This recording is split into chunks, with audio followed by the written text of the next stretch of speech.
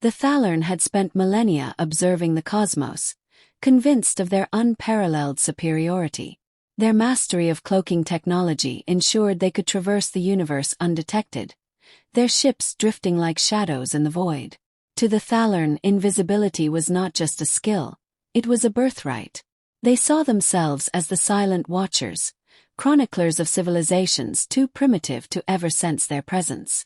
Their technology rendered them undetectable by sight, sound, or any spectrum of energy known to other species. Hovering silently above Earth, the Thalorn had watched humans with bemused curiosity.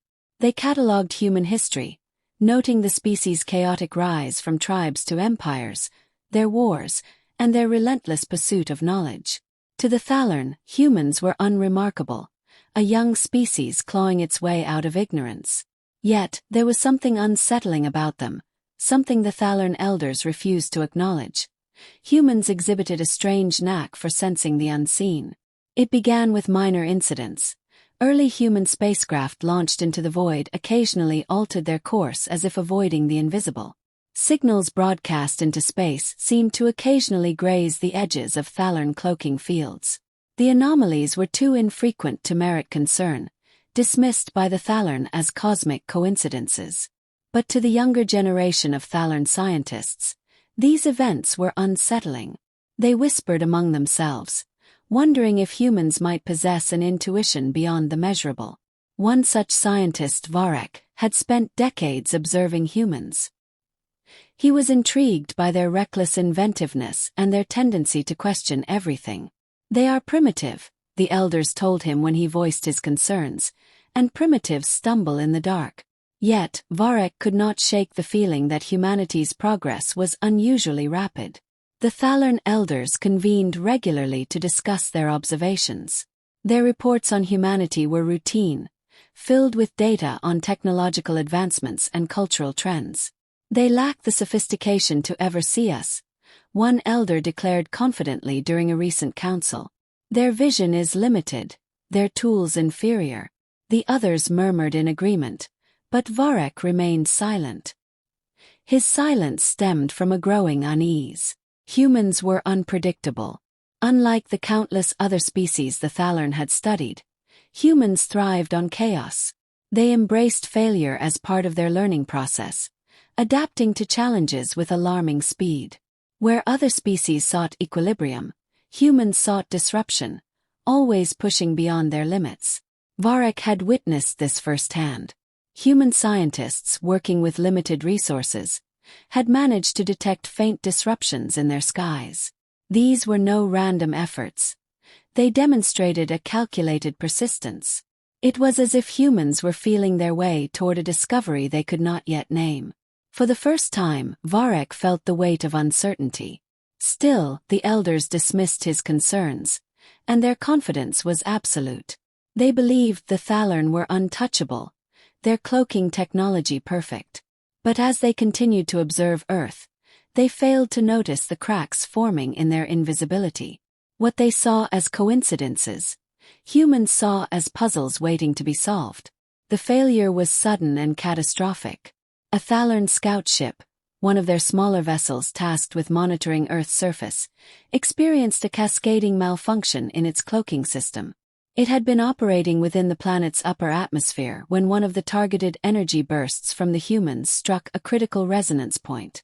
For the first time in millennia, a Thalorn vessel was visible to a sentient species. Panic swept through the crew as alarms blared, their ship spiraling out of control toward an unassuming patch of Earth far from major population centers. The humans who witnessed the descent were stunned. A glowing, angular craft plummeted through the sky, trailing energy distortions that lit the clouds in eerie patterns. At the remote research base where the energy bursts had originated, the team quickly realized the implications.